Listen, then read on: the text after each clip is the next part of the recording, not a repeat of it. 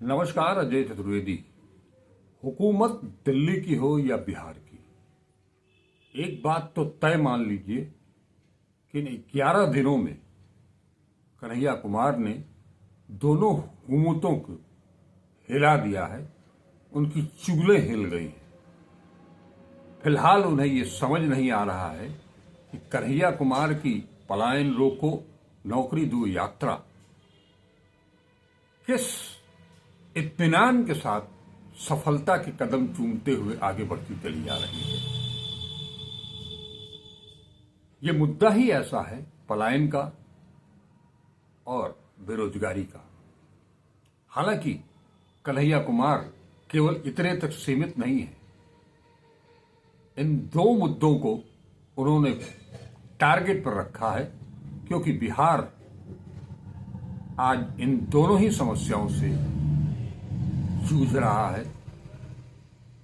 और अब जैसे जैसे कारवां आगे बढ़ता चला जा रहा है, इस कारवां में वो जो पीड़ित पक्ष है, युवाओं का, छात्रों का,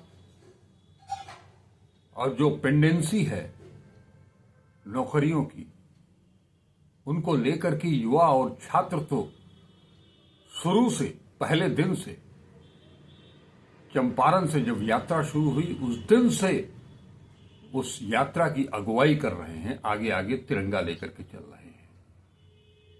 लेकिन पलायन का जो मुद्दा है, उस मुद्दे को लेकर के जो पीड़ित परिवार की महिलाएं जब सामने आने लगी और कन्हैया कुमार के अगल बगल उन्होंने यात्रा शुरू की, तो आप देख सकते हैं उनकी आंखों में वो दर्द और वो गुस्सा आपको खुद ब खुद दिखाई देगा। इसके लिए आपको कोई मैग्नेटिक क्लास लगाने की जरूरत नहीं है, आपको कोई माइक्रोस्कोप की जरूरत नहीं है। आप खुद देख सकते हैं अपनी नंगी आंखों से कि एक तरफ एक अधेड़ महिला है जिसकी आंखों में साफ साफ झलक रहा है कि वो, उसका बेटा उसके पास नहीं है। वो घर चलाने के लिए, मजूरी करने के लिए कहीं और गया है, देश के किसी कोने में गया हो, लेकिन कर तो वो मजदूरी ही रहा है। लेकिन उसका परिवार, उसका पालन पोषण हो रहा है।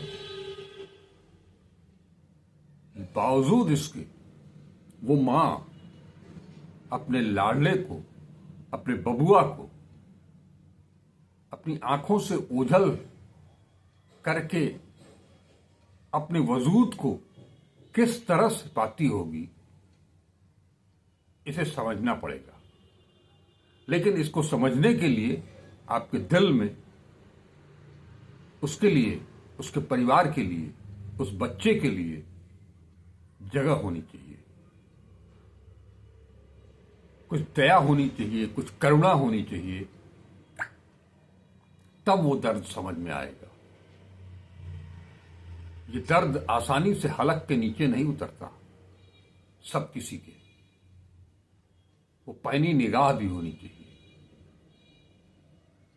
कौन सी मां ये चाहेगी कि उसका बेटा उससे दूर रहे? हर पल उसके दिमाग में यही लग रहता है कि वो कैसा होगा, कुछ खाया होगा कि नहीं, कहीं उसकी तबीयत ठीक है कि नहीं।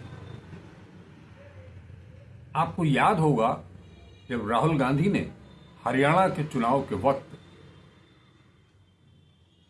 हरियाणा के वो नागरिक, वो युवा जो अमेरिका में जाकर के गैर कानूनी तरीके से बसे हुए थे, अपना काम चला रहे थे, उनसे जब उन्होंने बात कराई थी, वीडियो कॉल कराया था, दोनों भावुक थे, मां भी बेटा भी।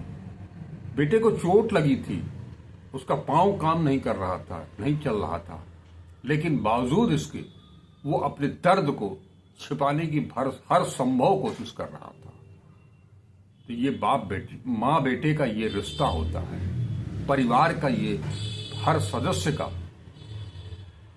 ये रिश्ता होता है। और इस रिश्ते को आप चाहे जो नाम दें, ये मोहब्बत है, ये प्यार है, जिसकी बात राहुल गांधी करते हैं।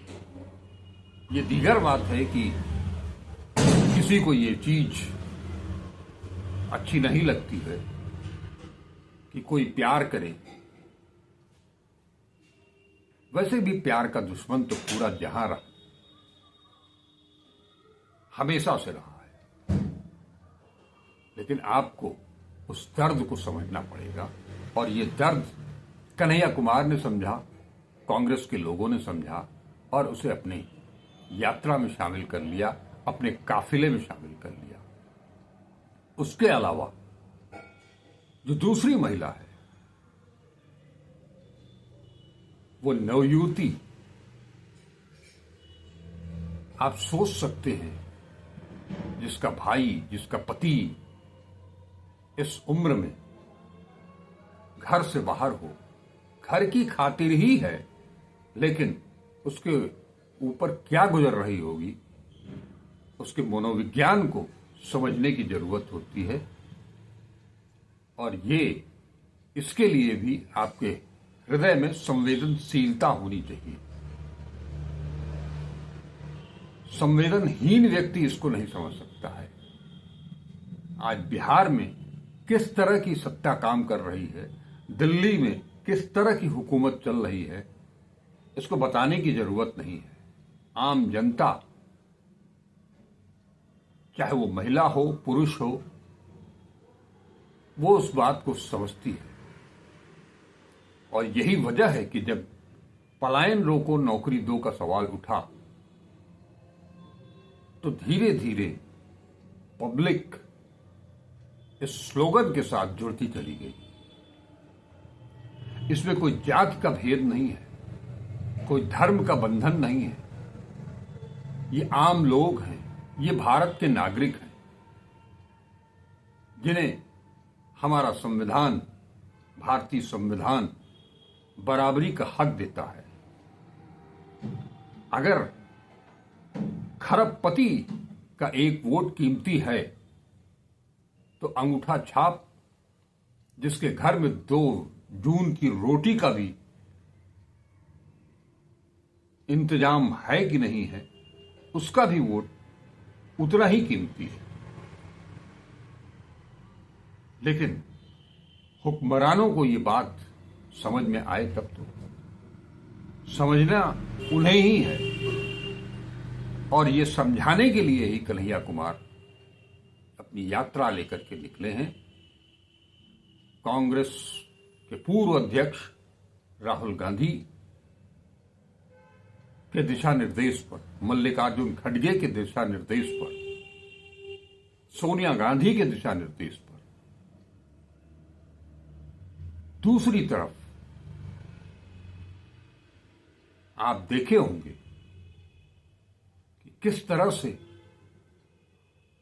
हमारे उन बेरोजगारों को, जो अपने देश से जाकर के बाहर अमेरिका में किसी तरह से अपने परिवार के पालन पोषण का जुगाड़ कर रहे थे, उन्हें हथकड़ियों और बेड़ियों में भेजा गया।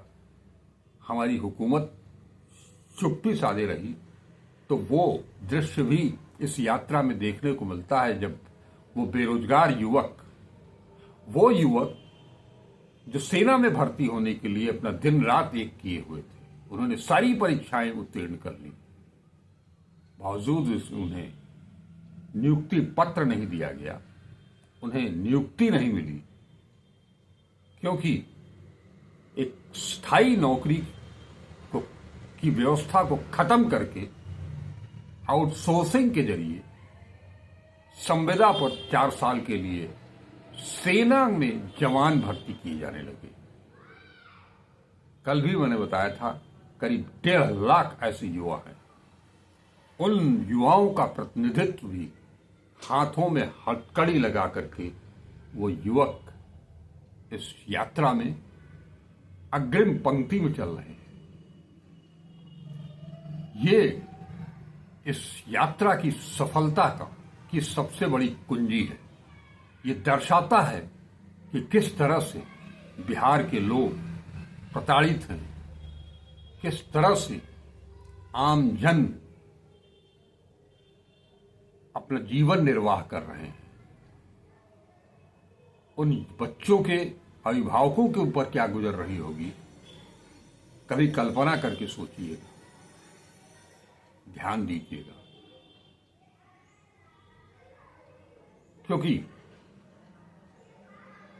खरबपतियों के पास उनकी औलादें क्या करेंगी ये सवाल नहीं होता है, उनका परिवार कैसे पलेगा ये सवाल उनके जेहन में कभी आ ही नहीं सकता है।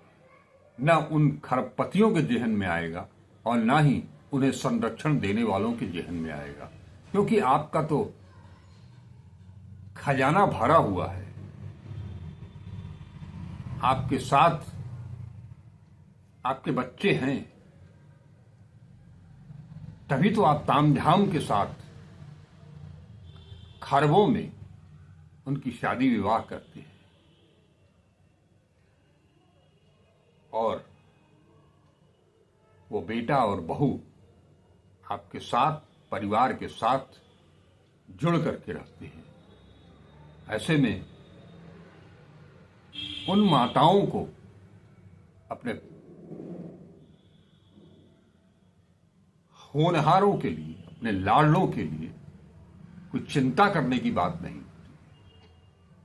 उनकी चिंता दूसरे तरह की होती है। कैसे ज्यादा से ज्यादा धन उनके पास आवे, ये होता है। लेकिन यहां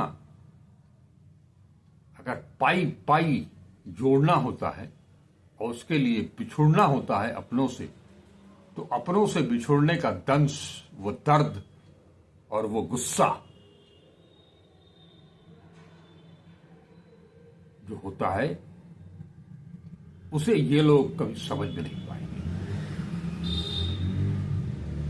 कहने के लिए कोई कुछ भी कह दे कि वो जमीन से जुड़ा हुआ है, उसने भी वो सारी तकलीफें झेली हैं, लेकिन कहने में और अनुभव करने में, बात जिह्वा से निकल रही है या हृदय से निकल रही है, इन दोनों में जमीन आसमान का अंतर होता है। तो आज जिस उद्देश्य से कन्हैया कुमार को बिहार भेजा गया था, मुझे लगता है कि आधा सफर तय करने के बाद वो अपने मकसद में कामयाबी की ओर बड़ी तेजी से चल निकले हैं। और आने वाला समय ये बताएगा कि ये जो महीने, डेढ़ सवा महीने की यात्रा है, वो क्या घुल खिलाती है बिहार में आने वाले चुनाव के वक्त। क्योंकि वो कोई कन्हैया कुमार केवल 2 मुद्दों के साथ नहीं चल रहे, वो बिहार के उस वैभव की भी बात करते हैं और बिहार की उस दीनता का भी जिक्र करते हैं कि हम कहां तो टॉप 5 में हुआ करते थे और आज हम सबसे पिछड़े हुए। क्यों? हमारे पास वो सब कुछ है, जल है, मखाना है, पेंटिंग है, मिथिला पेंटिंग है, जिसके दुनिया भर में तूती बोल रही है। लेकिन जो एक्चुअल कलाकार हैं, पेंटर हैं, या वो जो मजदूर या वो किसान जो मखाना पैदा करते हैं, उनसे पूछिए, उनका दर्द वो बताएंगे। उन्हें क्या मिल रहा है? उन्हें तो अपनी लागत भी नहीं निकालना मुश्किल हो रहा है, क्योंकि ये खेती इतनी आसान नहीं। वो अस्पतालों का जिक्र मैंने कल आप लोगों को बताया था। बाबा नागार्जुन के गांव में एक अदद अस्पताल नहीं है। बीमार पड़ जाए कोई, तो जहां अस्पताल नहीं हुआ एम्बुलेंस कहां से होगी। जैसे तैसे वो अपने मरीज को कांधे पर लाद करके भागते दौड़ते एक अपने गांव से अपने शहर, शहर से दूसरे शहर, दूसरे शहर से दूसरे प्रदेश तक उन्हें जाना पड़ता है। पढ़ाई लिखाई की बात हो तो उसके लिए भी कहां कहां की दौड़ लगानी पड़ती है।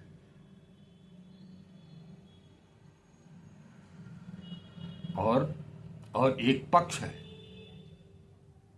कि बिहार की संपदा को कैसे हजम कर लिया जाए। ऐसे में वो 90% जिसकी बात राहुल गांधी करते हैं, उस 90% में कुछ तो सुनगुनी शुरू हो गई है।